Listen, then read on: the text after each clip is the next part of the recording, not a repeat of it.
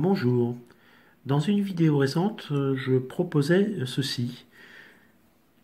Poser simplement la division de 1 par 7 et essayer de comprendre ce qui se passe. Alors allons-y. Posons simplement 1 divisé par 7. Avançons de quelques chiffres et essayons de voir ce qu'il va se passer. En 1, combien de fois 7? Il y va 0 fois. Il me reste 1.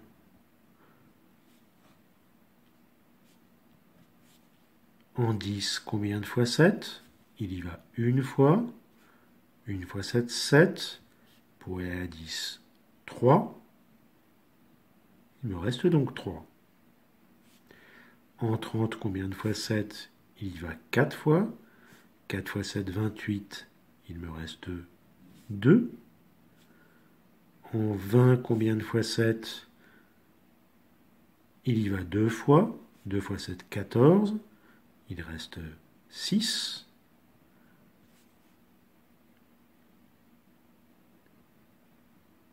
En 60, combien de fois 7? Il y va 8 fois. 8 fois 7, 56. Il reste 4. En 40, combien de fois 7? Il y va 5 fois. 5 fois 7, 35. Il me reste 5. En 50, combien de fois 7? Il y va 7 fois. 7 fois 7, 49. Tiens, presque 50. Il reste 1. Mais c'est là qu'arrive la petite surprise. Il reste 1. Exactement comme à notre premier calcul. Donc le reste, ici, est le même qu'au tout début. Or, lorsqu'il restait 1, la suite de notre calcul, eh bien, on l'a déjà faite. On sait déjà ce qui va se passer. En 10, combien de fois 7? On s'est déjà posé la question. En 10, combien de fois 7? Il y va une fois, etc. C'est-à-dire que tout le calcul que l'on a fait va maintenant se répéter. 1, 4, 2, 8, 5, 7, 1, 4, 2, 8, 5, 7, etc.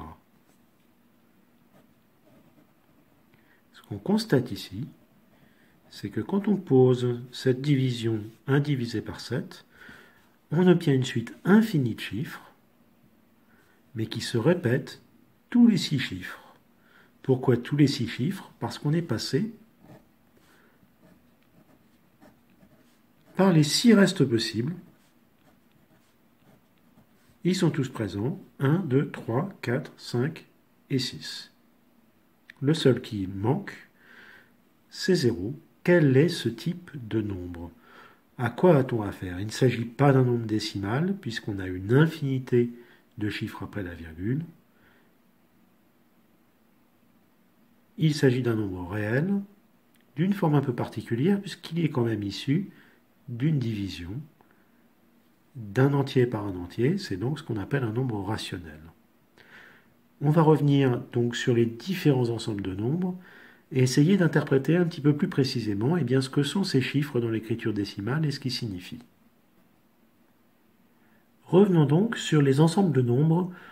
L'ensemble des entiers naturels, il est bien connu. L'ensemble des entiers naturels, ce sont tout simplement les entiers positifs.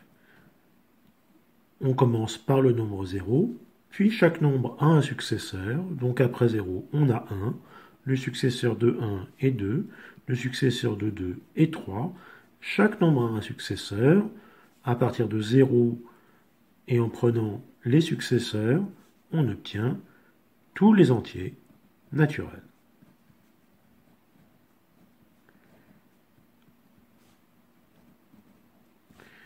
Une remarque que l'on a faite lors de la précédente vidéo est que ces nombres entiers naturels, à l'exception de 0 et de 1 qui jouent un rôle un petit peu particulier, les autres entiers naturels peuvent tous être décomposés en facteurs premiers.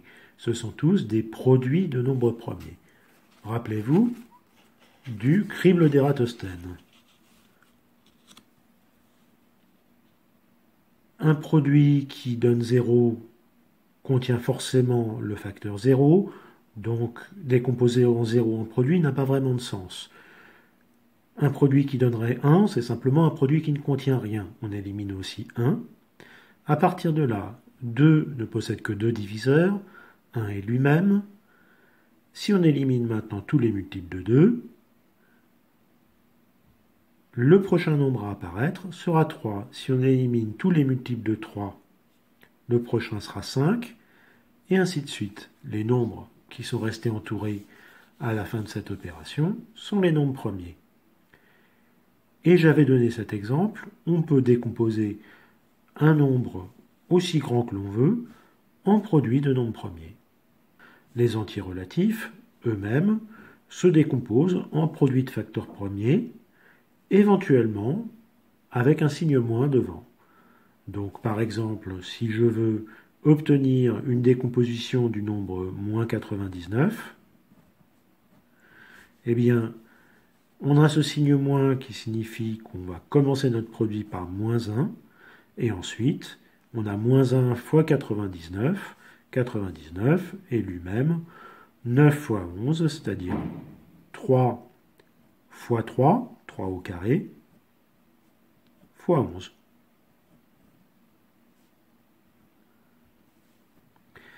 Les ensembles qui apparaissent ensuite, souvent on retient bien l'ensemble R, l'ensemble de tous les nombres, mais on a un petit peu du mal à cerner de quoi il s'agit lorsqu'on parle de nombres décimaux ou de nombres rationnels.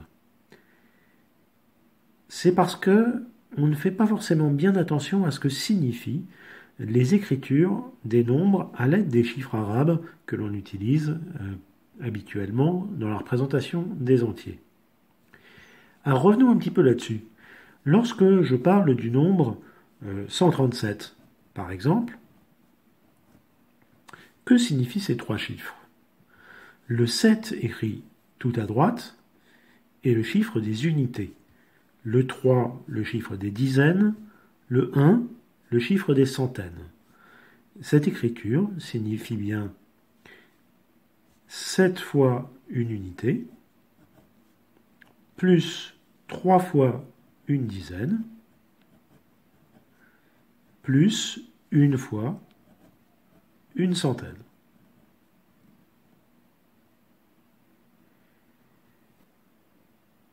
Les nombres rationnels, maintenant, sont les résultats des divisions d'entiers entre eux. Ce sont donc les nombres qui peuvent s'écrire comme des quotients, d'où la lettre Q qui est utilisée pour les représenter. L'ensemble des rationnels, ce sont donc tous les nombres qui peuvent s'écrire sous la forme d'une division, A divisé par B, dans laquelle le nombre A peut être un entier relatif quelconque, et le nombre B peut être un entier naturel quelconque, à l'exception de 0, puisqu'on ne veut pas faire de division par 0. Donc, B appartient à n, mais B est différent de 0.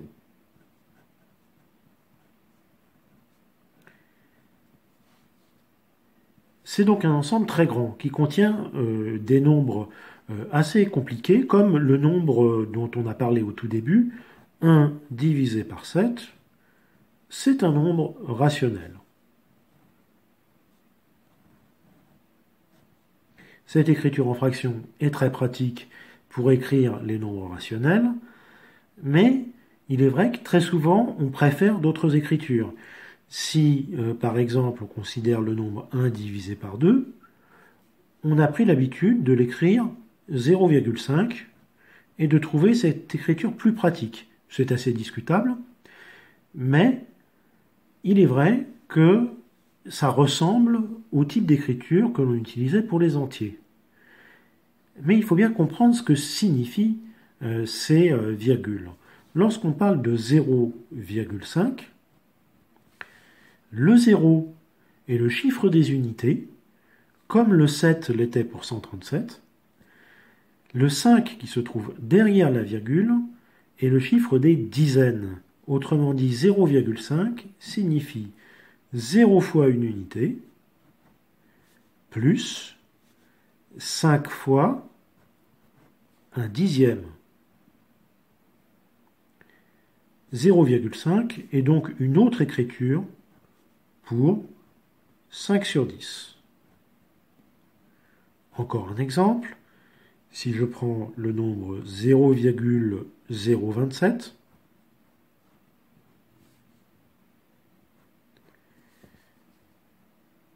on a 0 unité, 0 dixième, 2 centièmes et 7 millièmes.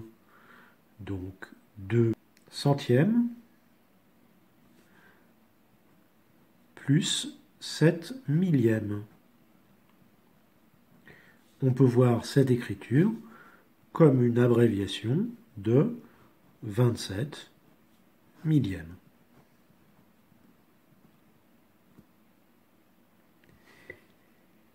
Les nombres qui s'écrivent avec un nombre fini de chiffres après la virgule sont donc en fait des fractions particulières dont le dénominateur est d'une puissance de 10. C'est ces nombres-là qu'on appelle les nombres décimaux. Attention, jusqu'ici ça paraissait assez simple, mais la remarque que je viens de faire est plus compliquée qu'elle n'en a l'air. Les nombres décimaux peuvent s'écrire comme des fractions dont le dénominateur est une puissance de 10. Mais regardez l'exemple de 1 demi. 2 n'est pas une puissance de 10, et pourtant 1 demi est bien un nombre décimal, puisque 1 demi peut aussi s'écrire 5 dixièmes. Encore un exemple, si je parle du nombre 6 quinzièmes, c'est naturellement un nombre rationnel, mais est-ce un nombre décimal? Eh bien, pour pouvoir répondre, on peut utiliser la décomposition en facteur premier, qui existe aussi pour les nombres rationnels. 6, c'est 2 fois 3. 15, c'est 3 fois 5. Et on sait qu'on peut simplifier les fractions. Donc, on obtient ici 2 sur 5. On peut parler de décomposition en facteur premier, puisque 2 est un nombre premier, 5 est un nombre premier. Ce que l'on a obtenu ici est l'écriture irréductible de la fraction 6 quinzièmes. Les nombres 2 et 5 n'ont plus aucun facteur premier en commun. On dit qu'ils sont premiers entre eux. Or, 2 cinquièmes peut bien effectivement s'écrire sous la forme un nombre divisé par une puissance de 10. Il suffit pour cela de remultiplier en haut et en bas par 2. On sait que le résultat sera égal à 2 cinquièmes. Or 2 fois 2, 4. Et 5 fois 2, 10. Il s'agit donc de 4 dixièmes. Donc un entier divisé par une puissance de 10, c'est bien un nombre décimal. 6 quinzièmes est égal à 0,4. C'est décimal. Par contre, 1 septième. 1 septième est-il un nombre décimal? Eh bien, l'écriture 1 septième est déjà irréductible. 1 et 7 sont premiers entre eux. 7 est un nombre premier. 1 ne possède aucun diviseur premier. Est-il possible d'écrire 1 septième sous la forme d'un entier divisé par une puissance de 10? Si on voulait l'obtenir, il faudrait chercher par quoi multiplier le numérateur et le dénominateur pour qu'au dénominateur on obtienne une puissance de 10. Mais ça voudrait dire qu'on a une puissance de 10 divisible par 7. C'est impossible. 10, c'est 2 fois 5. Et donc les puissances de 10, c'est 10 puissance n, c'est-à-dire 2 fois 5 puissance n, 2 puissance n, fois 5 puissance n. Ceci est une décomposition en facteurs premiers. Les seuls facteurs premiers des puissances de 10 sont 2 et 5. Il est impossible de trouver 7 parmi les diviseurs d'une puissance de 10. Donc 1 septième n'est pas un nombre décimal. Il en irait de même pour, par exemple, un tiers. 3 ne divise pas une puissance de 10 et un tiers est irréductible.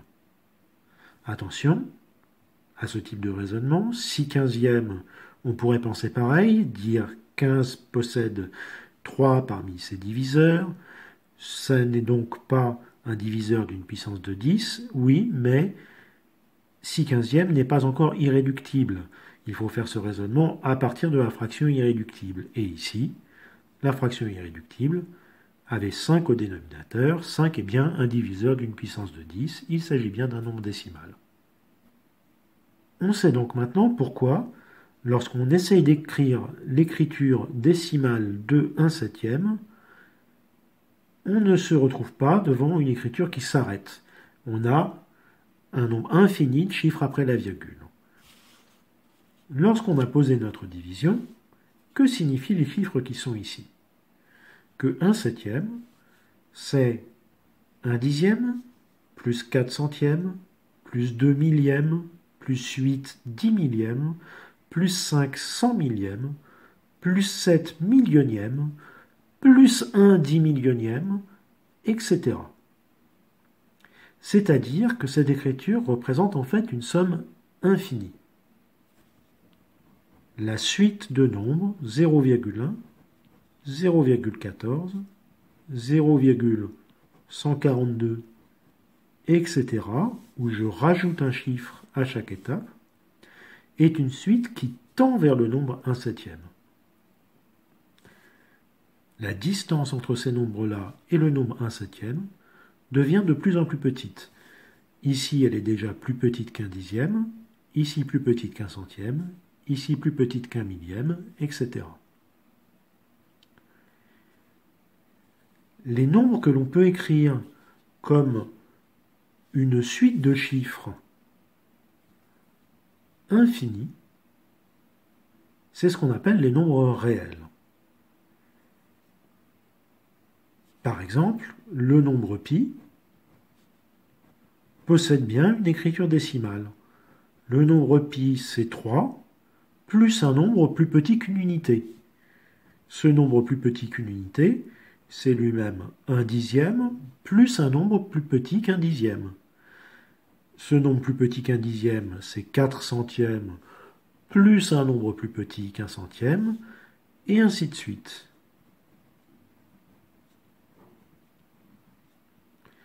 Et quand je marque des points de suspension ici, c'est bien qu'il reste encore des chiffres derrière, une infinité de chiffres. Mais si on regarde l'écriture du nombre pi, on ne voit pas de répétition, contrairement à ce qu'on voyait pour 1/7. Alors pourquoi le cas de 1/7 et le cas de pi sont différents?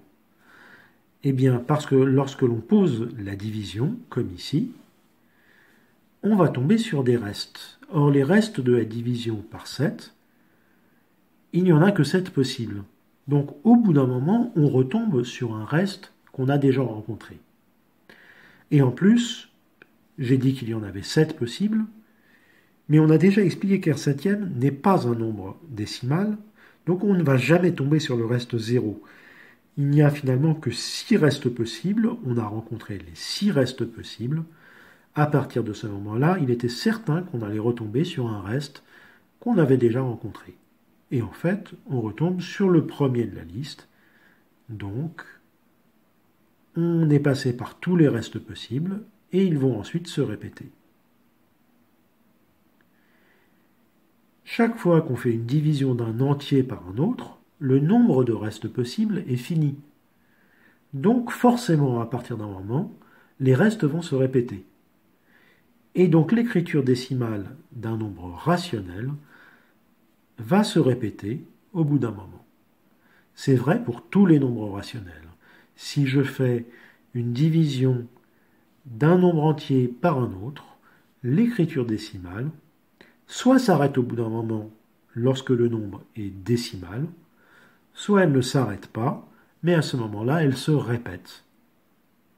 l'écriture d'un nombre rationnel est périodique. Elle se répète au bout d'un moment. Il resterait une dernière question. Ici, pour 1/7, je vois une répétition au bout de 6 chiffres. On va en faire une un peu plus simple. 1/3. 1/3, ça va être beaucoup plus court à calculer. 1 divisé par 3, il y va 0 fois, il me reste 1. 10 divisé par 3, il y va 3 fois, 3 fois 3, 9, et il me reste 1. On obtient la répétition tout de suite. Donc, les chiffres vont se répéter dès maintenant. 1/3, c'est 0,33333, etc. On voit très bien la répétition, elle apparaît tout de suite. Mais pour 1/7, on avait tous les restes possibles, 6 restes possibles. Pour 1/3, on attendait 2 restes possibles, 1 et 2. Or, on n'a eu que le reste 1, on a la répétition immédiatement. Arrivé à ce stade-là, j'ai fait le tour de ce qu'il y a à raconter au niveau seconde sur ces histoires de nombres décimaux et de nombres rationnels. Je répète, les nombres décimaux ont une écriture décimale qui s'arrête.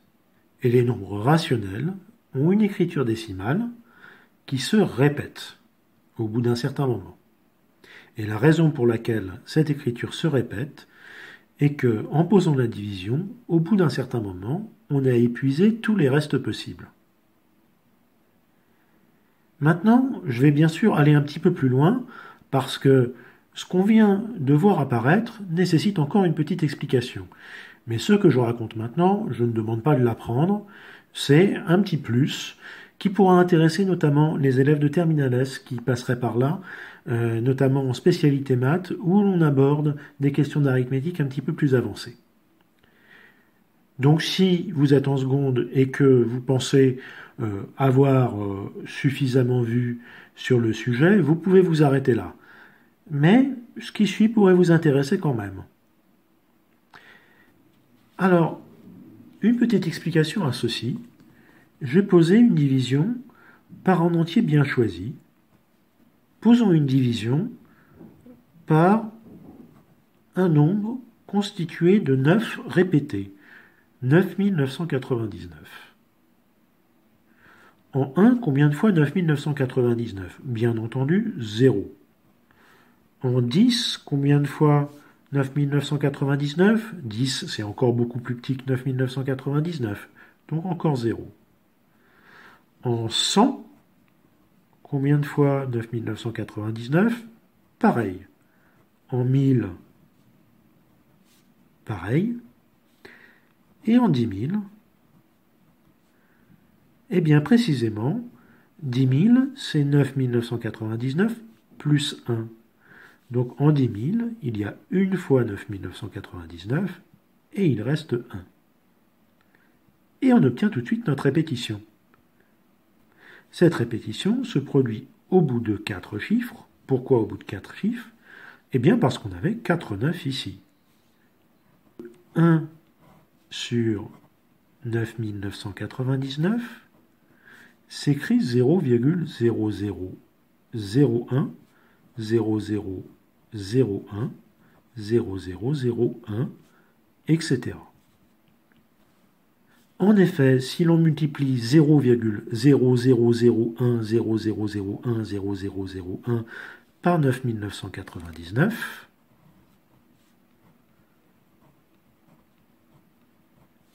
on obtient 0, tout ceci multiplié par 9999, eh bien ça donne 9999 fois 1, donc 9999. Ici pareil, 9999 fois 1. Qu'est-ce que c'est que ce nombre? 0,99999 à l'infini, c'est exactement le même nombre que 1.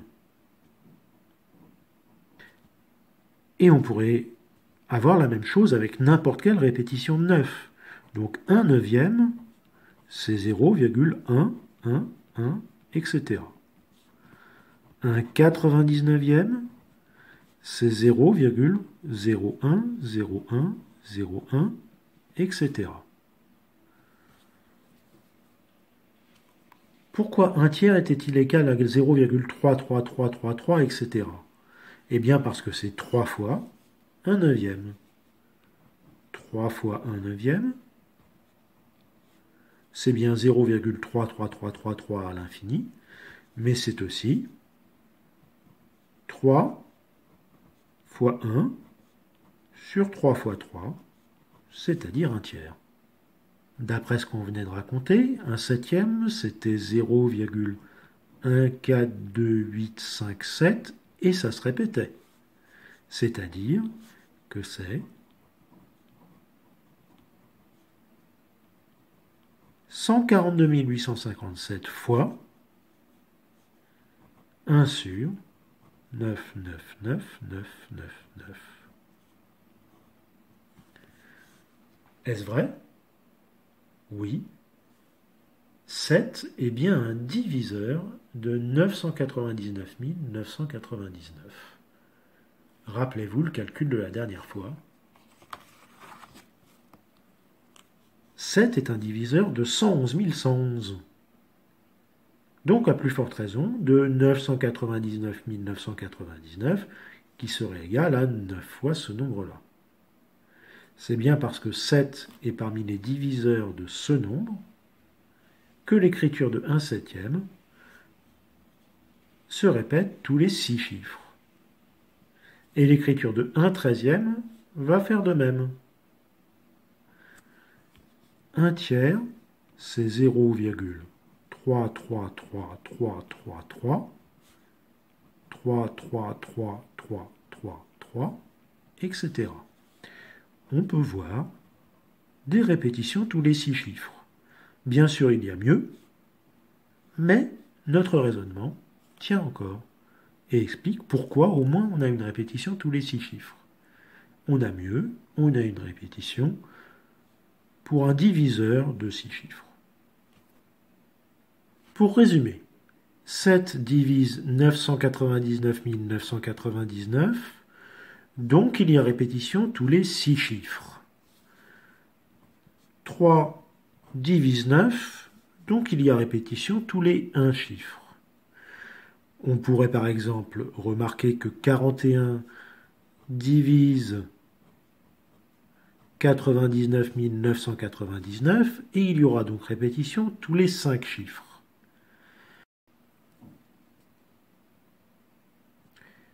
Remarquons ceci, 7 est donc un diviseur de cette répétition de 6 9. Qu'est-ce que c'est que cette répétition de 6 9? C'est 10 puissance 6 moins 1.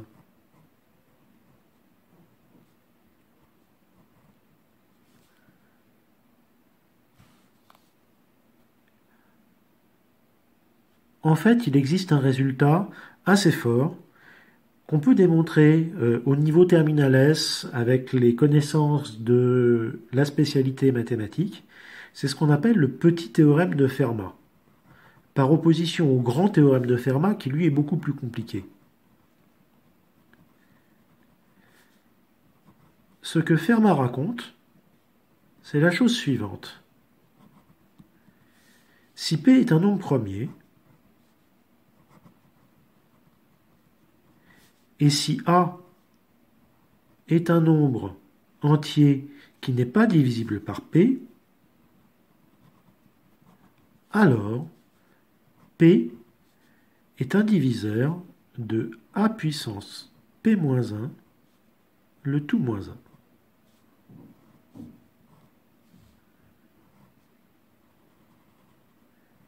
Si on applique ça à ce que l'on vient de raconter, si P est un nombre premier qui n'est pas un diviseur de 10, alors P divise 10 puissance P-1 moins 1. Par exemple, 7 divise 10 puissance 6 moins 1. 7 divise 10 puissance 6 moins 1. 41 divise 10 puissance 40 moins 1. Mais on avait dit que pour 41, on avait une répétition tous les 5 chiffres, pas tous les 40 chiffres. Oui, mais 5 est un diviseur de 40. Si on a une répétition tous les 5 chiffres, à plus forte raison, tous les 5 fois 8 chiffres, c'est-à-dire tous les 40 chiffres, on a bien une répétition. Ce petit théorème de Fermat nous donne donc un multiple du nombre de chiffres qui se répètent dans l'écriture décimale de 1 sur p. Mais en résumé, retenez que l'écriture décimale d'un nombre rationnel est périodique et que le nombre de chiffres qui se répètent dans cette écriture peut se calculer et est même limité par la taille du nombre par lequel on divise.